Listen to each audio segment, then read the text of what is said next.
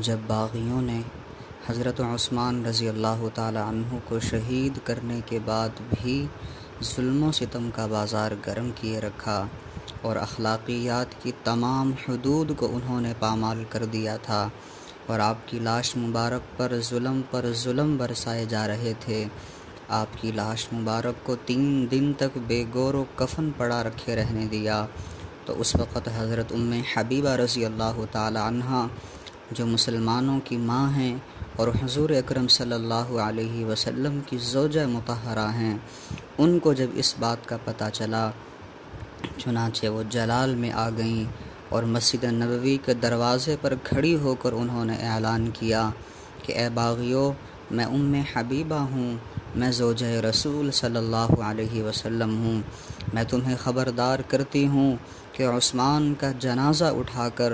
دفن کرنے کی اجازت دی جائے، اگر تم نے ایسا نہ کیا تو میں بے حجابانہ تمہارے مقابلے میں آ کر خود تجہیز و تکفین کا انتظام کروں گی۔ جب حبیبہ رضی اللہ تعالی عنہا نے یہ جہاد کا اعلان کیا تو اس وقت باغیوں کے پاؤں تلے سے زمین نکل گئی اور ان کی تمام تدبیریں دھری کی دھری رہ گئیں اور انہوں نے مجبوراً حضرت عثمان رضی اللہ تعالی عنہ کے جنازے کو اٹھانے کی اجازت دے دی۔ حضرت عثمان رضی اللہ تعالی عنہ کا جنازہ جب اٹھایا جانے لگا، ظلم کی ایک اور انتہا دیکھ لیجئے کہ جنازہ اٹھانے کی اجازت تو ملی، لیکن وہ رات کے وقت اجازت ملی۔ رات کا وقت تھا، رات کے وقت حضرت عثمان غنی رضی اللہ تعالی عنہ کا جنازہ اٹھایا گیا۔ سب سے پہلے کندھا دینے والوں میں حضرت علی رضی اللہ تعالی عنہ اور ان کے صاحبزادے شامل تھے۔ رات کی تاریکی میں آپ کا جنازہ اٹھایا جا رہا تھا۔ امیر المؤمنین ہیں، لیکن جنازے کا یہ عالم ہے کہ صرف چند حضرات رات کی تاریکی کے اندر موجود ہیں کہ جو آپ کے جنازے کو لے کر جا رہے ہیں، اور مدینہ کی گلیوں سے آپ کا جنازہ جا رہا تھا۔ دنیا کے اندر ایسے جنازے ہزاروں موجود ہوں گے، ایسے ہزاروں جنازے لوگوں نے دیکھے ہوں گے جن پر خوشبو لگائی جاتی ہے، جن پر کافور چھڑکی جاتی ہے، ایسے جنازے دنیا کے اندر ہزاروں ہوں گے کہ جن پر پھولوں کی پتیاں چڑھائی جاتی ہیں، پھولوں کو نچھاور کیا جاتا ہے،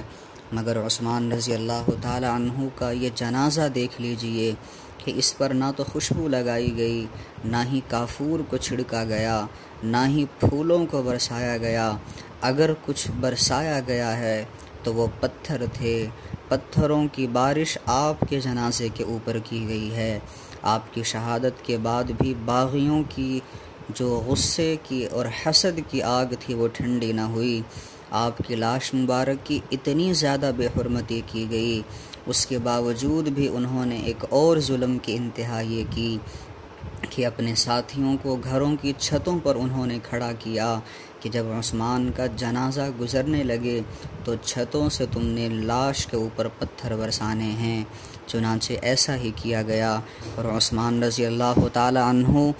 کا جنازہ جب مدینے کی گلیوں سے گزر رہا تھا تو باغیوں نے چھتوں سے پتھروں کی بارش شروع کر دی، آپ کی لاش مبارک پر پتھر برسائے جانے لگے۔ یہ مظلومیت کی انتہا تھی۔ حضرت نائلہ رضی اللہ تعالی عنہا، آپ کی بیوی، وہ کٹی ہوئی انگلیوں والے ہاتھ سے چراغ لے کر ساتھ ساتھ جا رہی تھی۔ جب جنازہ رسول اللہ صلی اللہ علیہ وسلم کے روضہ مبارک کے قریب سے گزرا تو اس وقت حضرت نائلہ کے ضبط کے تمام بندھن ٹوٹ گئے۔ حضور صلی اللہ علیہ وسلم نے نوحہ اور ماتم کرنے سے منع فرمایا ہے، کسی میت پر چیخ و پکار کرنے سے اللہ کے نبی نے منع فرمایا ہے، آہو بکا کرنے سے اللہ کے نبی نے منع فرمایا ہے۔ اگر اللہ کے نبی نے ان چیزوں سے منع نہ کیا ہوتا تو آج حضرت نائلہ ایسا نوحہ اور ماتم کرتی، ایسی چیخ و پکار کرتی کہ شاید تاریخ میں کبھی کوئی ایسا نہ کر پاتا۔ شروع سے اخیر تک ساری مظلومیت کے واقعات حضرت نائلہ کے سامنے تھے، لیکن محبوب صلی اللہ علیہ وسلم کی طرف سے اجازت نہیں تھی، اس لیے نوحہ و ماتم تو نہ کیا، مگر دل ہی دل میں اللہ کے نبی کو ساری داستان سنا دی، اپنے خیالات میں، اپنے تصورات میں ہی حضور صلی اللہ علیہ وسلم کو یہ سارا واقعہ سنا دیا۔ اللہ کے نبی، یہ آپ کے داماد ہیں، یہ عثمان ہیں، جن کا جنازہ رات کی تاریکی میں چند کندھوں پر جا رہا ہے، انہوں نے مظلومیت ہی مظلومیت برداشت کی ہے، آپ کی مسجد سے بھی ان کو روک دیا گیا، کھانے پینے سے ان کو روک دیا گیا، اس حالت میں ان کو شہادت ملی ہے، شہادت کے بعد ان کے منہ پر تمانچہ مارا گیا، ان کی پسلیوں کو توڑا گیا، جس سر مبارک کو کاٹنے کی کوشش کی گئی، بے گور و کفن لاش کو 3 دن تک پڑا رہنے دیا، اور اب رات کی تاریکی میں یہ جنازہ جا رہا ہے تو جنازے پر پھولوں کی بارش نہیں ہو رہی۔ اللہ کے نبی، رات کی اس تاریکی میں جنازے پر پتھروں کی بارش ہو رہی ہے، یہ مظلوم مدینہ ہیں، اللہ کے نبی یہ عثمان ہیں۔ حضرت نائلہ رضی اللہ تعالی عنہا، ان کی آنکھوں سے آنسوؤں کی لڑی جاری ہو گئی، حضور صلی اللہ علیہ وسلم کے روضہ مبارک کو دیکھ کر سسکیاں شروع ہو گئیں، اور یہ ساری ظلم کی داستان دل ہی دل میں محبوب صلی اللہ علیہ وسلم کو سنا دی۔ حضرت نائلہ کی سسکیوں اور آہوں نے اللہ کے عرش کو ہلا دیا۔ حضرت عثمان رضی اللہ تعالی عنہ کا جنازہ آہستہ آہستہ فرشتوں کی سلامی میں روضہ رسول کے قریب سے گزر گیا، اور جنت البقیع کے اندر آپ کے جنازے کو لے جایا گیا۔ یہاں پر بھی ظلم کی انتہا دیکھ لیجئے کہ جنت البقیع کے درمیان میں باغیوں نے دفنانے کی اجازت نہیں دی، وہ جنت البقیع کہ جو حقیقتاً جنت ہے، جس میں 10,000 جنتی آرام فرما رہے ہیں، جس پر جنت کو بھی ناز ہے، اس میں جنازہ داخل ہوا تو باغیوں نے ایک کونے میں آپ کو دفنانے کی اجازت دی، اور وہ باغی یہ سمجھتے تھے کہ یہ کونا یہ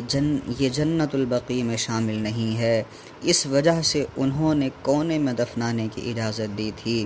مگر در حقیقت وہ بھی جنت البقیع کا ہی حصہ تھا، اور بالآخر اس طرح جنت البقیع کے ایک کونے میں حضرت عثمان رضی اللہ تعالی عنہ کو سپرد خاک کر دیا گیا، اللہ رب العزت کے حوالے آپ کو کر دیا گیا، اور آپ کے قبر مبارک کے بالکل پہلو میں حضرت سیدہ حلیمہ سعدیہ رضی اللہ عنہا کی قبر مبارک ہے، جنہوں نے حضور صلی اللہ علیہ وسلم کو دودھ پلایا تھا۔ حضور صلی اللہ علیہ وسلم نے اپنے بچپن کے دن جن کے پاس گزارے تھے، انہی حلیمہ سعدیہ رضی اللہ تعالی عنہ کے پہلو میں حضرت عثمان رضی اللہ تعالی عنہ کو سپرد خاک کر دیا گیا، اور اس طرح سے حضرت عثمان رضی اللہ تعالی عنہ اتنے مظالم برداشت کر کے ہمیشہ کے لیے اللہ رب العزت کی بارگاہ میں چلے گئے، ہمیشہ کے لیے جنت کی طرف آپ گامزن ہو گئے۔ حضرت عثمان رضی اللہ تعالی عنہ کی شہادت کی یہ داستان ایسی ہے کہ جو تاریخ میں اپنی مثال آپ ہے، اس جیسا واقعہ تاریخ کے اندر نظر نہیں آتا ہے کہ آپ نے شروع سے لے کر آخر تک ظلم پر ظلم ہی برداشت کیے ہیں، آئے روز ظلم ان پر بڑھتا جاتا رہا، لیکن انہوں نے کوئی ایسی بات نہیں کی کہ جو حضور صلی اللہ علیہ وسلم کے شہر یا حضور صلی اللہ علیہ وسلم کے شہر میں رہنے والے صحابہ کو کسی قسم کی تکلیف پہنچانے والی بنتی، خود تکالیف کو برداشت کیا اور اپنی جان اللہ کے حوالے کر دی۔ اللہ رب العزت آپ کے قبر مبارک پر لاکھوں کروڑوں اربوں خربوں رحمت نازل فرمائے۔ اسی لیے حضور صلی اللہ علیہ وسلم نے تو فرمایا تھا لِكُلِّ نَبِيٍّ رفیق، کہ ہر نبی کا ایک دوست اور ساتھی ہوتا ہے، وَرَفِيقِي فِي الْجَنَّةِ عثمان، اور جنت کے اندر جو میرا دوست اور میرا ساتھی ہوگا وہ عثمان ہی ہوگا۔ اللہ رب العزت آپ کے درجات کو مزید بلند فرمائے۔ وآخر دعوانا ان الحمد للہ رب العالمین۔